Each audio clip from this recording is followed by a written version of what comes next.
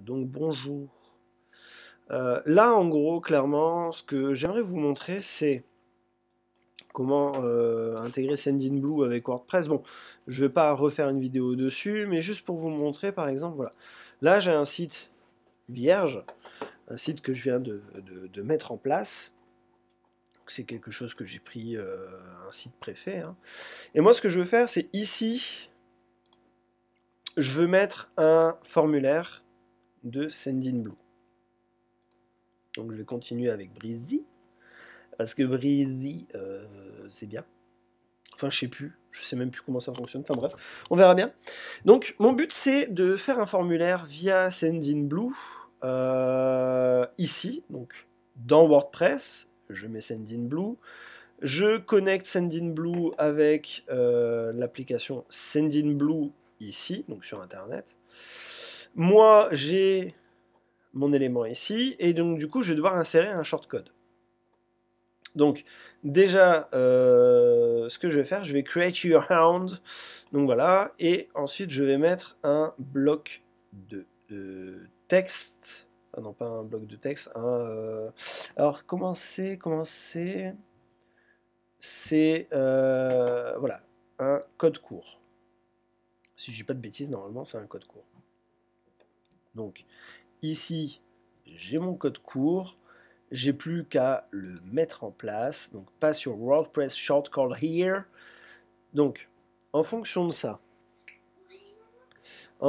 ça, ici, je suis en train de créer mon formulaire, donc que je vais appeler mon formulaire d'inscription à la newsletter. Je sais, j'ai oublié un accent. Donc, par défaut, ici, dans Sendinblue, les contacts, on peut créer des attributs de contact. Moi, en termes d'attributs, j'ai déjà ça. Je vous laisserai regarder une vidéo pour voir les attributs qu'il puisse y avoir. D'accord? Donc, par défaut, il nous crée ça, celui-là. Donc, aperçu, email, adresse, name. On peut changer ici, donc si on s'y repère un petit peu. Donc, hop, adresse, mail. Ensuite, name, on va changer, on va mettre nom, voyons. Hop. Ensuite, on peut sélectionner du coup des attributs. Et les attributs, en fait, ça va être vraiment en fonction de ce que vous avez mis en place, donc dans vos attributs de contact. Par défaut, il n'y en aura peut-être pas autant. Moi, il y en a un petit peu plus. Donc ici, bon, moi, j'aimerais bien avoir par exemple le prénom, hein, pourquoi pas, ça pourrait être sympa. Donc, intitulé prénom, ordre, on va laisser comme ça, on va laisser se générer et ça va le faire. Donc là, j'ajoute au formulaire. On peut ajouter une note de conformité. En gros, c'est voilà, il vous dit, vous voulez l'ajouter au formulaire ou pas, ajouter un captcha. Si vous avez envie, bah, vous l'ajoutez. D'ailleurs, ça m'étonne que voilà, ce soit comme ça. Enfin bref, ajouter une checkbox pour l'acceptation des CGU. Vous pouvez aussi le faire. Vous mettez l'URL de consultation des CGU. Et ensuite, style de formulaire. Enfin voilà, vous avez un petit peu tout. Par contre, processus d'inscription. Donc je vais sauvegarder exprès. Donc là, voilà, on a les changements qui ont été opérés. Subscribe, je vais peut-être le changer quand même. Donc, value, on va pas dire subscribe, on va dire s'inscrire, hein, histoire que ce soit un peu plus sympa. Hop, voilà, je fais inscription. Voilà, s'inscrire. Maintenant que c'est fait, je vais dire la liste à laquelle ceci est lié. Moi, dans mes listes de contacts, j'ai décidé d'en créer une exprès qui s'appelle formulaire exemple. Donc j'ai juste fait créer une nouvelle liste. Hop, je clique, il repère, vu que j'ai intégré. Alors, est-ce que vous voulez envoyer un message de confirmation? On pourrait très bien le faire et du coup dire, ben voilà, je souhaite envoyer un mail de confirmation.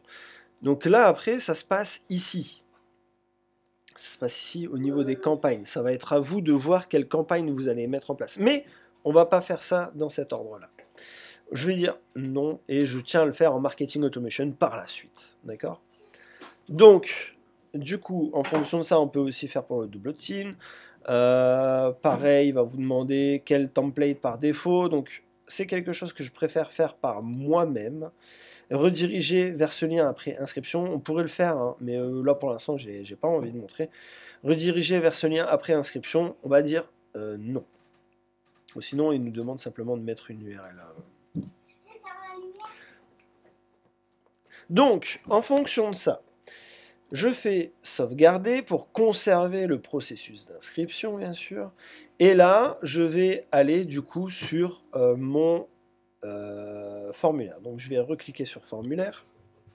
Mon formulaire est ici. Ici, j'ai le shortcode. Je récupère le shortcode. Je fais un petit copier. Je vais dessus. J'insère mon shortcode.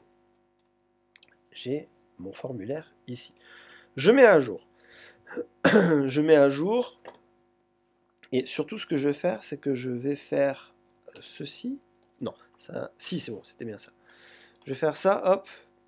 Je vais prendre ça, tac, hop. Je vais aller sur ma navigation privée. Donc, par défaut, j'ai aucun contact sur ma liste formulaire exemple. Donc, on va voir si ça fonctionne. Je vais en dessous, tout en dessous, voilà. J'ai ceci. Donc, je vais renseigner mon adresse mail, mon nom. Oui, je m'appelle comme ça. Mon prénom, je m'inscris. Il y a le CAPTCHA? Non, j'avais mis un CAPTCHA. Oh là là, le nul. Oh, le nul. Donc du coup, je dois modifier. Bah bravo. Idiot.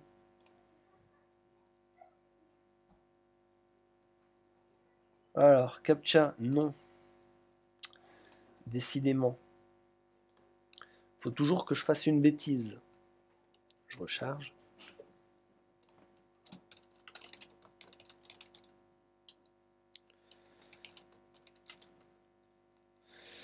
Donc là, j'avais dit que mon nom, c'est Beau Gosse. Voilà, s'inscrire. Vous êtes désormais inscrit. Je vais aller tout de suite voir dans ma liste de contacts. Liste de contacts, j'ai bien une entrée. Et cette entrée, elle est présente ici. Donc, Maxence, voilà. Il n'a pas pris en compte le nom, ça me paraît bizarre, c'est parce que j'ai peut-être du mal à faire. Voilà, et j'ai toutes mes informations ici. Donc, effectivement, ça fonctionne bien. Maintenant, ce que je peux faire, c'est faire de l'automation et créer un scénario. Je crée un scénario vierge que je vais appeler ça validation, on va dire. Hop, et dans validation, ici, je vais faire ça. Qu'est-ce qui se passe? Activité des contacts. Un contact est ajouté à une liste. Formulaire exemple. OK. Et bien, ce contact, qu'est-ce qui se passe? Bon, on va attendre un petit peu. On va attendre 15 minutes. Allez, hop, on est des fous, on est des dingues. On est des cochons. Au bout de ces 15 minutes, qu'est-ce qui se passe? Ben, on va lui envoyer un email. Et cet email, c'est quoi? C'est confirmation double opt-in. Alors, je l'ai déjà ouvert normalement. Je l'avais déjà ouvert, il me semble. Hop. Voilà, de toute façon, il est ici dans le pire des cas. Il ressemble à ça. Ce que je vais faire, c'est que je vais modifier le contenu, parce qu'en fait, ça, cette case-là, créée par Sendinblue, donc là, on est dans l'optique où j'ai déjà pris un élément de Sendinblue. Hein. On va le modifier, donc il se situe juste ici, voilà, il y a confirmation double opt-in. Nous, on n'a pas envie d'avoir ça comme élément. Donc du coup, on va le rediriger. On va le rediriger sur une page que j'ai créée. Et cette page, c'est celle-là. Bonjour. Donc, bonjour, merci de vous être inscrit, par exemple. Je redirige vers ceci, je fais enregistrer.